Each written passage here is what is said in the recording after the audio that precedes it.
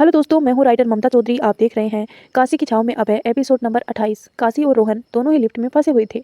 रोहन की हालत खराब हो रही थी। काशी ने देखा वो लिफ्ट में बैठ गया था। उसकी सांसें उखड़ने लगी थी। काशी ने अपने बैग में पानी की बोतल निकाली और उसके सामने लिफ्ट में बैठते हुए उसे बोली, मिस्टर सहरावत, आप पानी पी लें और शांत रहें। मैंने कहा अभी कुछ देर में लिफ्ट ओपन हो जाएगी। ये कहते हुए उसने खुद से पानी पिलाया और उसके चेहरे पर आ रहे पसीने को अपनी साड़ी के पल्लू से साफ करने लगे। रोहन उसे घबराई हुई नजरों से देख रहा था। काशी ने उसे देखते हुए कहा, जब आपको प्रॉब्लम है तो आप क्यों लिफ्ट में आए? रोहन ने उसे कहा, तो क्या मैं 3 फ्लोर पर चढ़कर जाता? काशी ने उसे मुंह बनाकर देखते हुए कहा, मिस्टर शेरावत, 3 फ्लोर था, कोई 30 फ्लोर नहीं था। आप तो आसानी से जा सकते थे, लेकिन आप तो आलसी ठहरे। उसकी बात पर रोहन थोड़ा ठीक से बैठते हुए बोला, मैं आलसी नहीं हूँ और लिफ्ट का काम होता है उसका यूज करें। अब मैं सिर्फ देखने के लिए तो बनाई नहीं गई थी यहाँ पर लिफ्ट। काशी भी उसके बगल में बैठते हुए बोली, हाँ तो करो यूज, अब कर लो यूज, हो गई ना आपकी तबीयत खराब। वो दोनों ऐसे ही बातें कर रहे थे और इधर बाहर रुद्र जब युग और शिवांगी के पास पहुंचा तो उसने देखा कि वो दोनों अकेले खड़े थे। काशी ने उसके साथ नहीं दिया। वो उन दोनों के पास जाते हुए बोली, शॉपिंग हो गई? और काशी, कहाँ दिखाई नहीं दे रही, कहीं गई है कुछ लेने के लिए? उसकी बात पर युग ने कहा, नहीं रुद्र जी, वो तो आपके साथ थी ना, तो आपसे हमें हमसे क्यों पूछ रहे हैं? काशी तो आपके साथ थी। उसके ये कहने पर रुद्र ने कहा, अरे कुछ देर पहले ही तो वो आप दोनों के पास आई थी, मैंने ही भेजा था। मुझे एक कॉल करना था तो इसीलिए मैंने उसे कहा कि वो आपके पास चले, मैं आता हूँ। वो आई नहीं क्या यहाँ पर आप लोगों के पास? इस बार शिवांगी ने कहा, नहीं वो तो हमारे पास नहीं आई, हम तो अभी शॉपिंग करके बाहर आए हैं शॉप से। उसके ये कहने पर रुद्र ने काशी को तुरंत फ़ोन लगाया, पर उसका फ़ोन नॉट रीचेबल आ रहा था। उसने परेशान होकर कहा, काशी का फ़ोन नहीं लग रहा है, पता नहीं कहाँ है वो, इतने बड़े मॉल में कहाँ खोजे उसे? वो ये बोल ही रहा था कि तभी उसके नीचे वॉल फ्लोर पर शोर सुनाई दिया। वो लोग जल्दी से नीचे वाले फ्लोर पर गए। देखा तो लिफ्ट के पास बहुत भीड़ लगी हुई थी। रुद्र ने एक आदमी से पूछा, जी क्या हुआ है यहाँ पर? तो उस आदमी ने कहा, भाई साहब, अंदर एक लड़की और लड़का फंस गए हैं, लिफ्ट इंचार्ज को बोला है, वो लोग ठीक कर रहे हैं। ये सुनते ही युग ने कहा, कहीं दीदी तो अंदर नहीं है? ये बोल उसे भीड़ को हटाया और लिफ्ट के दरवाजे पर मारते हुए बोला, दीदी दीदी आप अंदर हो क्या? उसकी आवाज़ सुनकर काशी ने अंदर से कहा, युग मेरे भाई तू ही है एक जो मेरे दिल की आवाज़ सुन लेता है। भाई बाहर निकाल अपनी बहन को, नहीं तो क्या पता मैं इस लिफ्ट में सीधा महादेव के पास पहुंच जाऊं। भाई तू सुन रहा है ना? दीदी आप चिंता मत करो, बस कुछ देर में ठीक हो जाएगा, आप घबराना मत, ठीक है? अरे मैं क्या घबराने लगी, मुझसे खुद से ज़्यादा मिस्टर शरावत की चिंता है। बताओ एक नया दुश्मन मिला था, वो भी ऐसे मौत मर जाएगा, मुझे बहुत दुख होगा। उसके ये कहने पर शरावत ने उसे देखते हुए कहा, मेरे तो पता नहीं, पर अगर मैं बाहर निकला तो मैं तुम्हें सच में नहीं छोड़ने वाला। आप बाहर की बात करते हैं, मैं तो अभी के अभी आपको मार सकती हूँ और बोल दूंगी कि आपको बीमारी है और सांस घुटने से मर गए। देखना मुझ पर केस होगा और ना कुछ और।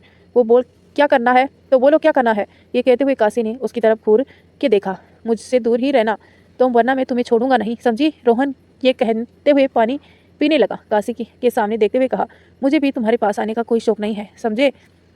दोनों अंदर लड़ रहे थे और बाहर युग, शिवांगी और रुद्र परेशान खड़े थे। तभी लिफ्ट झटके से ऊपर गया, ऊपर फिर नीचे आकर रुक गई।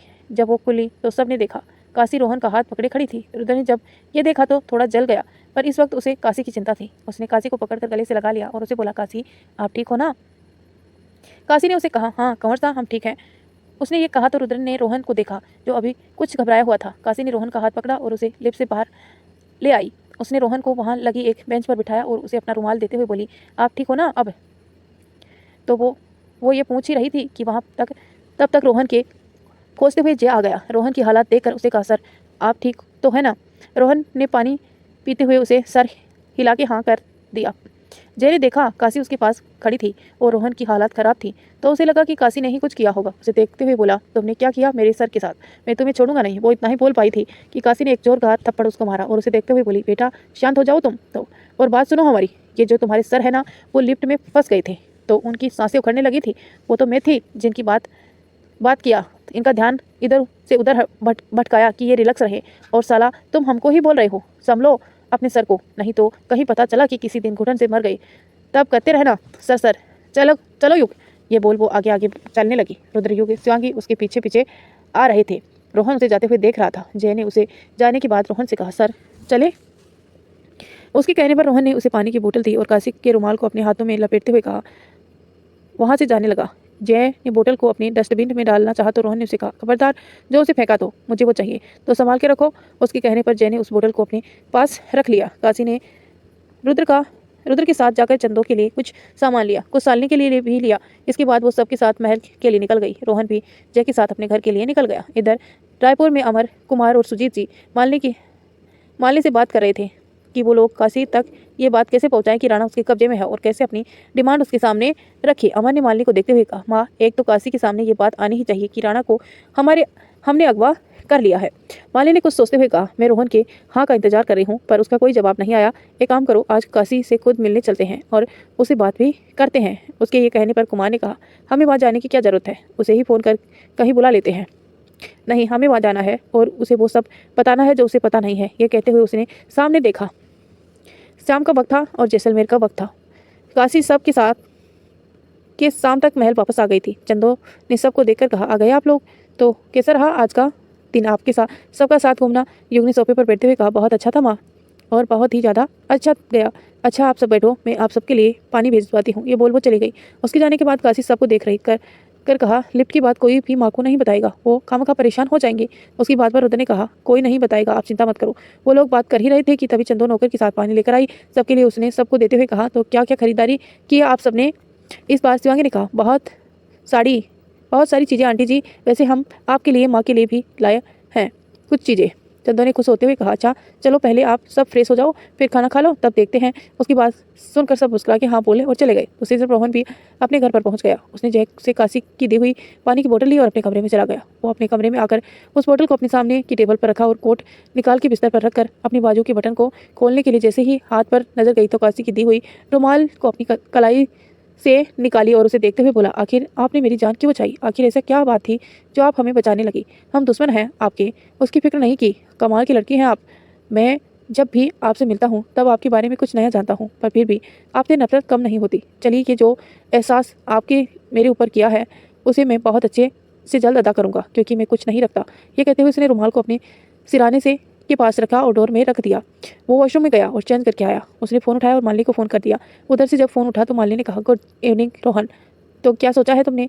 क्या तुम हमारा साथ दोगे या नहीं? रोहन ने बिस्तर पर बैठते हुए कहा, मैं साथ नहीं दे रहा हूँ, पर आपको जब मेरी ज़रूरत हो तो बता देना, लेकिन एक बात याद रखना, मेरे काम के बीच मत आना, क्योंकि मुझे वो पसंद नहीं है।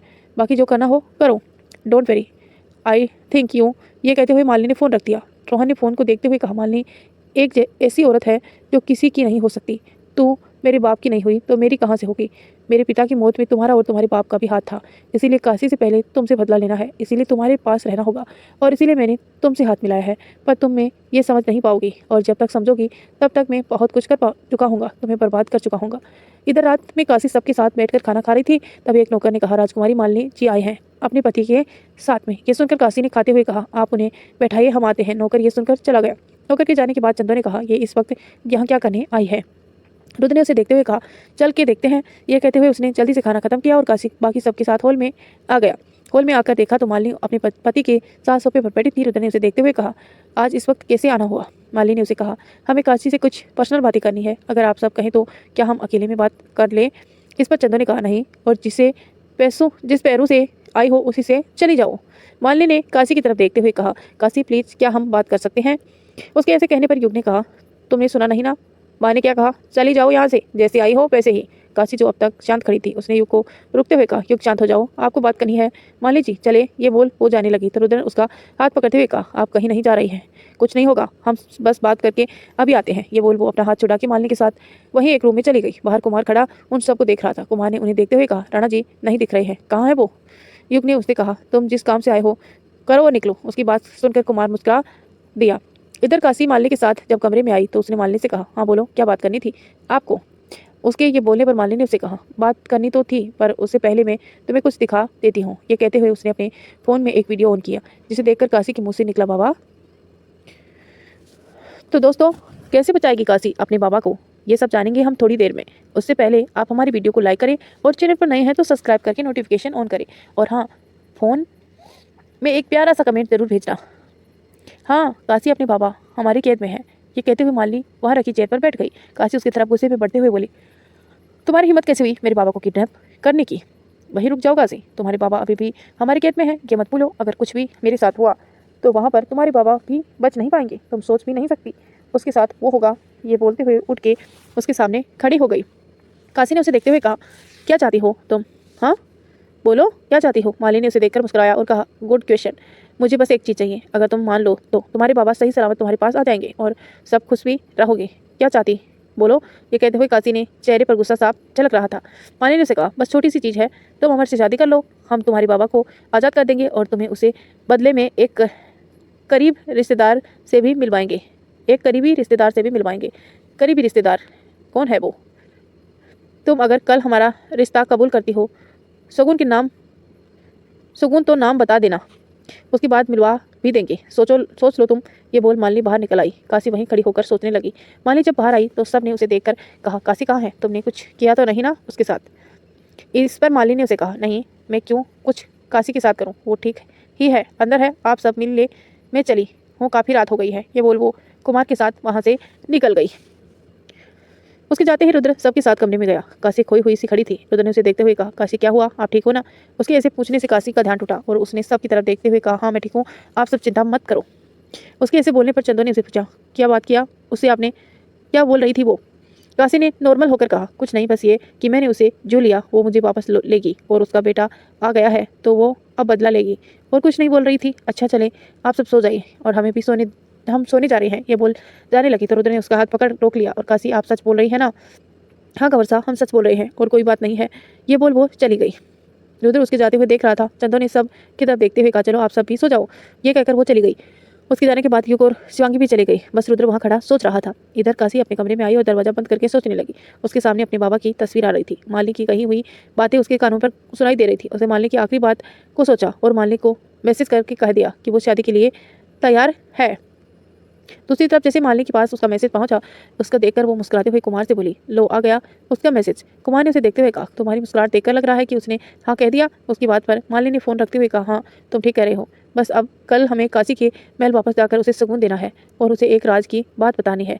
इस पर कुमार ने कहा, मालिनी ऐसे कौन सा राज है जो हम सबको नहीं पता है? मालिनी ने कार के बाहर देखते हुए कहा, अभय के जिंदा होने की बात। उसके ये कहते ही कुमार ने हैरानी से कहा, क्या अभय प्रताप सिंह जिंदा है? पर कहाँ है वो? और इतने सालों से अगर वो जिंदा था तो तुमने उसे छोड़ा कैसे? क्यों वो तुम्हारी कैद में है? ये सुनकर मालिनी ने उसे देखते हुए कहा, नहीं वो मेरे पास नहीं है। और कुमार तुम भूल रहे हो कि अभय प्रताप सिंह शेर है और शेर को कैद में नहीं रख सकते, पर वो यही कहीं ही है और चुप कर अपनी बेटी को प्रोटेक्ट कर रहा है। और अगर काशी को कुछ भी हुआ तो अभय को सबके सामने आने में और बाजी अपनी तरफ करने में वक्त नहीं लगेगा। इसीलिए काशी को हमारे पास रहना बहुत जरूरी है। यह सब सुनकर कुमार ने उसे कहा, तो वो अभी तुम तक छुपा क्यों है? सबके सामने क्यों नहीं आ रहा है? काशी अभी वक्त नहीं आया है, पर वो बहुत जल्द सबके सामने आएगा। ये बोलते हुए वो गाड़ी के विंडो से बाहर देखने लगी। सुबह का वक्त, रोहन का घर। रोहन अपने कमरे में रेडी हो रहा था। उसने अब टाई के नोट बांधते हुए खुद से कहा, ऐसे क्या बात है जो हमें काशी के बारे में नहीं पता और वो बात मालनी जानती है? कहाँ क्या छूट रहा है? वो सोच ही रहा था कि तभी जय उसके कमरे में आया। उसे कहा, सर चले? रोहन ने कोट उठा के पहनते हुए, जय मुझे काशी के बारे में सब कुछ जानना है, उसका अतीत और सबसे बड़ी बात उसके माता पिता की मौत के बारे में। मुझे आज शाम तक सब जानना है। और एक बात, इस मालिनी के पूरे खानदान पर नजर रखो, कुछ भी लगे कि गलत है तो मुझे बताओ। ये कहते हुए उसने काशी के रुमाल को अपने पॉकेट में रखा और कमरे से बाहर निकला। जय भी उसके पीछे उसका बैग और फोन लिए आया। रोहन गाड़ी में उसके साथ बैठा और अपने ऑफिस के लिए निकल गया। उसके सोचते हुए कहा, अब आपके बारे में कुछ पता कर ले, क्योंकि कुछ नहीं बहुत कुछ है जो आपके बारे में जानना जरूरी है अभी। यह कहते हुए वो अपनी फ़ोन की स्क्रीन को स्क्रॉल करने लगा। इधर सुबह जैसे अजमेर में सब हॉल में बैठे थे, पर काशी अपने रूम में। रुद्र चाय पीते हुए रात की बातें सोचे रहा था। युग ने जब देखा कि काशी आज भी अभी तक अपने कमरे से बाहर नहीं आई तो उसने चंदो से कहा, माँ दीदी आज दिखाई नहीं दे रही है, कहाँ है वो? उसकी बात पर चंदो ने कहा, अपने कमरे में ही है, मैं जा कर देखता हूँ क्या कर रही है। ये कहते हुए उठ के जाने लगा तो रुद्र ने उसे कहा, रुके युग में देखता हूँ, तुम बैठो। ये कहकर वो जाने लगा। रुद्र जैसे सीढ़ियों पर पहुंचा वैसे ही मालिनी अपने नौकरों के साथ बड़ी बड़ी थाल लिए अंदर आते हुए बोली, गुड मॉर्निंग सबको। उसे वहां देखकर चंदो, योग और शिवांगी को हैरानी हुई। रुद्र ने के कदम जाते हुए रुक गए। वो वापस आया और उसके सामने खड़े होते हुए बोला, तुम यहाँ आज फिर और ये सब क्या है? मालिनी ने नौकर की थाल ले जाकर अंदर रखने को कहा। रुद्र ने नौकर को रोकते हुए कहा, उसे गुस्से में कहा, खबरदार जो ये सब अंदर गए और ये बताओ कि यहाँ कर क्या रहे हो, आए क्यों हो अब वापस यहाँ? मालिनी ने इस पर कहा, अपनी होने वाली बहू के लिए शादी का सुकून लाई हूँ। उसकी बात पर सब उसे हैरानी से देखने लगे। उसकी बात सुनकर युग ने उस गुस्से में कहा, क्या मतलब है आपका? कौन सी बहू? इस पर मालिनी ने कहा, काशी और कौन? उसने अपने आप लोगों को बताया नहीं कि उसने शादी के लिए कल हाँ कह दिया था और शायद भूल गई होगी। कोई बात नहीं, मैंने अब बता दिया ना आप सबसे। वैसे मेरी बहू को बुलाई तो सही, आखिर उसके लिए मैं इतना कुछ लेकर आई हूँ। उसके ऐसे बोलने पर रुद्र ने को बहुत गुस्सा आया और उसे मालिनी का हाथ पकड़कर उसे बाहर निकालते हुए कहा, निकलो इस महल से बाहर। वो ये कर ही रहा था कि तभी काशी ने आकर कहा, रुक जाइए कंवर साहब। उसकी आवाज़ सुनकर रुद्र ने पीछे मुड़कर देखा तो काशी सीढ़ियों पर खड़ी थी। उसके साथ सब ने उसे देखा। रुद्र ने मालिनी का हाथ छोड़कर उसे पास आते हुए कहा, काशी ये बकवास कर रही है और आपके अमर से शादी करने के लिए हाँ कह दी। ये बकवास नहीं कर रही है, मैंने सच में हाँ कहा है। ये कहते हुए काशी सीढ़ियों से उतर के नीचे आने लगी। इस बात पर चंदो ने उसे कहा, को क्या बोल रही हो आप, समझ रही हैं कुछ? उसकी बात पर काशी ने कहा, समझ भी रहे हैं और जानती भी हूँ माँ, और बहुत सोच समझकर मैंने फैसला लिया है माँ। ये बोल काशी मालिनी को देखकर बोली, आप शादी की डेट फिक्स करवा के बता देना, अब आप जा सकती हैं। ये बोल वो वापस से अपने रूम में चली गई और मालिनी हंसते हुए बाहर आ गई। उसके जाते ही रुद्र गुस्से में काशी के पास गया और उसके कमरे में जाकर उसे बोला, आप पागल हो गई हैं, क्या बोल रही थी आप कि डेट बता देना, कि वो भी शादी की? दिमाग खराब हो गया है आपका काशी, जानती भी हैं आप आपने क्या कहा है? आपने किससे शादी के लिए हाँ बोला है? हम अच्छी तरह से जानते हैं। इस पर काशी ने उसी की तरफ देखे बिना कहा, हमें पता है कंवर साहब कि हमने क्या कहा है और किसके लिए कहा है। आपको ज़्यादा सोचने की ज़रूरत नहीं है, आप अपने काम से काम रखें और मेरा ख्याल से आप बहुत दिन रह लिए हैं यहाँ पर, आपको माधवगढ़ वापस चले जाना चाहिए, अच्छा होगा। ये बोल वो अपना बैग उठा के वहाँ से जाने लगी तो रुद्र ने उसका हाथ पकड़कर उसे रोकते हुए बोला, मैं अपने काम से काम रखूँ ये आप बोल रही हैं? और क्या देखा आपने उस बेकार इंसान में? हाँ क्या देखा? काशी ने उसके अपना हाथ छुड़ाते हुए कहा, बस अब एक लफ्ज़ और नहीं, आपका कोई हक नहीं है मुझ पर, मैं अपने फैसले खुद ले सकती हूँ। आप भूल रहे हैं, पर मैं आपको याद दिला दूँ कि मैं कानून जानती हूँ और आप मुझे किसी चीज़ के लिए फोर्स नहीं कर सकते, इसीलिए अच्छा होगा आप खुद तक ही रहे। ये बोल काशी कमरे से बाहर निकल गई और रुद्र वहीं खड़ा सोच रहा था कि ये हो क्या रहा है। काशी जब नीचे आई तो उसने देखा सब उसे देख रहे तो वो जल्दी से नजरें झुकाकर बाहर निकल गई। उसने अपनी बाइक की चाबी निकाली और उस पर बैठकर वहाँ से निकल गई। सब उसे बस खामोश जाते हुए देख रहे थे। इधर रुद्र भी गुस्से में नीचे आया और शिवांगी से बोला, शिवांगी आप यहीं रहो, मैं जा रहा हूँ। ये बोल वो भी गुस्से में चला गया। जब वो भी बाहर आया, शाम का वक्त था, जैसलमेर का महादेव का मंदिर था। जैसलमेर में एक बहुत ही बड़ा महादेव का मंदिर था, उस पर काशी जाकर बैठ गई थी। काशी मंदिर की सीढ़ियों में बैठी सोची जा रही थी, तभी उसके पास आकर रोहन बैठ गया। काशी ने जब बगल में रोहन को बैठा हुआ देखा तो उसे बोली, आप यहाँ फिर से आ गए? रोहन ने सामने देखते हुए उससे कहा, बहुत खोजना पड़ा तुम्हें, तब पता चला कि यहाँ पर हो। वैसे अच्छी जगह है ये, तुम हमेशा आती हो यहाँ, आज ही आई हो? तो उसे ऐसे पूछने पर काशी ने उसकी तरफ देखा और कहा, आप बताइए आज ये मजाज बदले कैसे आपके? आप तो दुश्मन नहीं लग रहे हो, क्या सोच के आज आए हो मेरे पास में? बस सोच के आया हूँ कि कुछ तुमसे जान लूँ और कुछ तुम्हें बता दूँ, और हाँ मैं आज भी तुमसे नफरत करता हूँ और करता रहूँगा। ये कहते हुए वो उसे देखने लगा। तो क्या जानना चाहते हैं आप और क्या बताना चाहते हैं आप? ये बोलते हुए वो सामने पेड़ों की तरफ देखने लगी। रोहन ने उसे देखते हुए पूछा, पहले आप बताओ, जानना चाहती हैं पहले या मैं बताना चाहूँ? काशी ने उसकी बात पर जवाब देते हुए कहा, आप बता ही दे पहले, बात में जान लेना जो जानना है। उसके ये बोलने पर रोहन ने सामने देखते हुए बहुत शांत भाव में कहा, तुम्हारे पिता प्रताप सिंह जिंदा है। उसके ये बोलते ही काशी उसे हैरान होकर देखने लगी। दोस्तों कहानी में बहुत ही अच्छा ट्विस्ट आने वाला है। प्लीज़ कहानी को लाइक करें और कमेंट करके हमें बताएं कि कहानी आपको अच्छी लग रही है या नहीं, और चैनल पर नए हैं तो सब्सक्राइब कर लें। काशी ने जब रोहन के मुंह से ये सुना कि उसके पिता यानी कि प्रताप सिंह जिंदा है तो वो उसे हैरानी से देखने लगी। उसने उसे देखते हुए कहा, आपको आज सुबह से लेकर शाम तक कोई मजाक करने को नहीं मिला क्या, जो आप हमें खोजते हुए यहाँ तक आ गए?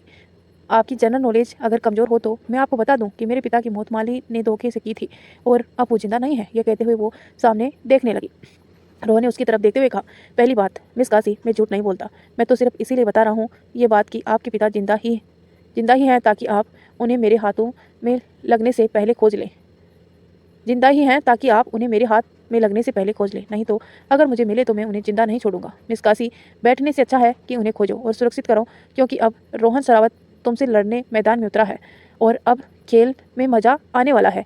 उसकी बात पर बोली, तुम तो जरा संभल के, अगर मेरे पिता जिंदा हैं तो काशी प्रताप सिंह उस पर एक खरोच नहीं आने देगी। और हाँ, ये मत भूलना कि तुम्हारा सामना मालिनी जैसी औरत से नहीं, अभय की बेटी और राणा जी की परवरिश से हो रहा है, तो जरा संभल के, क्योंकि अभी तक मैं भी तुम्हें बस ऐसे ही छोड़ रही थी, पर अब नहीं। ये बोल वो उठ खड़ी हुई और अपने बैग लेकर जाने लगी। रोहन ने पीछे से उसे कहा, वैसे सुना है तुम्हारे पिता जैसे राणा जी को किडनैप कर लिया है मालिनी ने, अब तो तुम्हें 2 लोगों को बचाना देखें कैसे करती हो, पर जो भी हो मज़ा बहुत आने वाला है।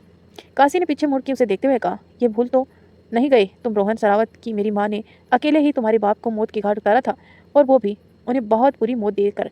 भूला मत सरावत कि मैं उनकी शक्ल में उनकी ही बेटी हूँ। अगर डराना झुकाना आता तो आज मैं यहाँ जिंदा नहीं खड़ी होती, मर गई होती। तो जरा संभल जाओ, अगर मैंने तुम्हें मारने के लिए सोचा तो सोचो क्या होगा। जरा संभल के, ये बोल सीढ़ियों से नीचे उतर आई। रोहन भी उसके पीछे अपनी गाड़ी में पीछे आया।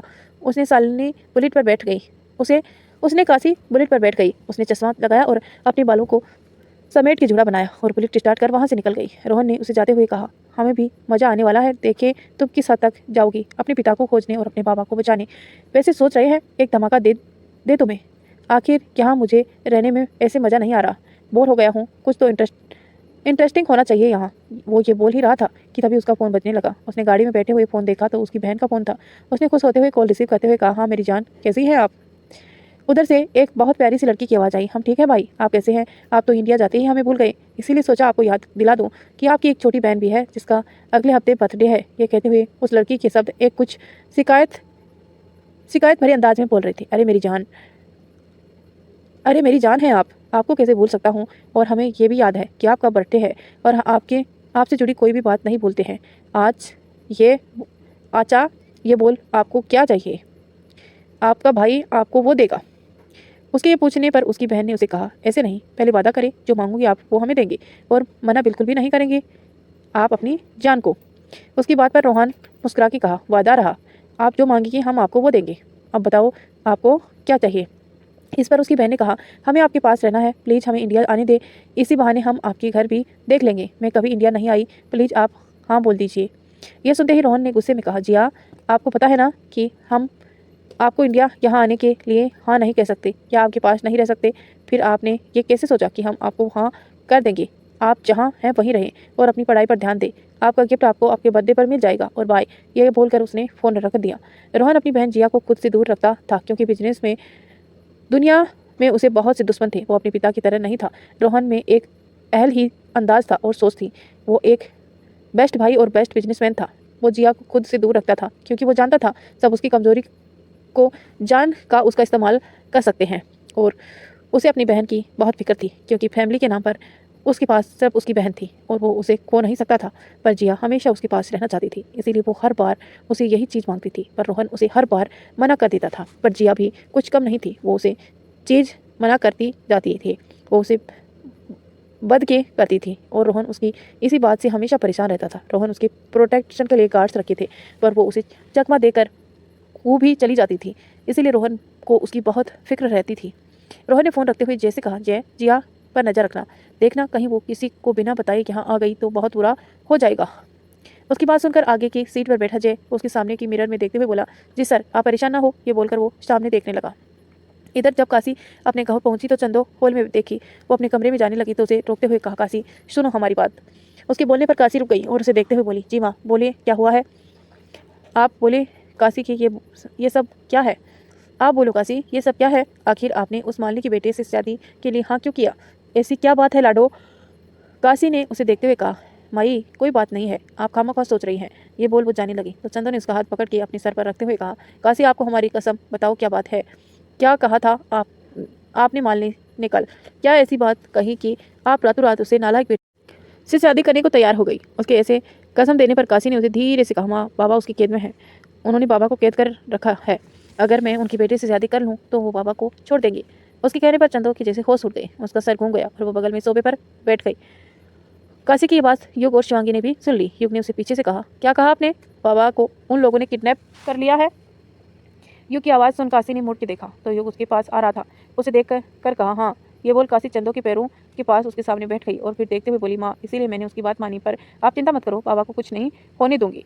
पर दीदी आपने ये सब बातें हमें क्यों नहीं बताई, या खुद अकेले ही सब करने निकल गई। शिवांगी के ये कहने पर काशी ने जवाब देते हुए कहा, क्योंकि माँ की ये सुनकर डर ना जाए, आप सब घबरा ना जाए। और कैसे ये बात कहती, उन्होंने कहा था कि अगर ये बात बाहर गई तो बाबा के साथ कुछ कर देंगे। ये कहते हुए उसके आंखों से आंसू आ गए। चंदो ने उसके कालों को छूते हुए कहा, आपकी माँ इतनी भी कमज़ोर नहीं है कि ऐसे हालातों का सामना ना कर सके। बहुत जूझ देखे हैं उसने। चलो अब शांत हो जाओ, तुम्हारे बाबा को कुछ नहीं होगा, वो सही सलामत वापस आएंगे और आपकी शादी उस अमर के साथ हम नहीं होने देंगे। बहुत उस मालिनी ने मेरी बेटी को कमज़ोर कर लिया, पर अब मैं बताऊंगी उसे। युग ने भी उसके पास बैठते हुए कहा, हाँ माँ बहुत कर लिया इस मालिनी ने, अब हमें बताते हैं। शिवांगी ने भी सब देखते हुए कहा, हाँ बिल्कुल युग जी, इस मालिनी के जेल से निकलने से ही बहुत बहुत पर निकल आए हैं, इसे काटना बहुत ज़रूरी है। पर दीदी आपने भाई को क्यों नहीं बताया ये सब। उसकी बात का जवाब देते हुए उसने कहा, अरे तुम्हारे भाई को ये पता चला कि बाबा को मालिनी ने किडनैप कर लिया है तो वो अपने गुस्से में सब गड़बड़ कर देते, और जैसे उस वक्त अमर को उसके महल जाकर धमका के मार के आया था, इसीलिए मैंने उसे कुछ नहीं कहा, और तुम भी उसे कुछ मत कहना। काशी के कहने पर सब मान गए थे।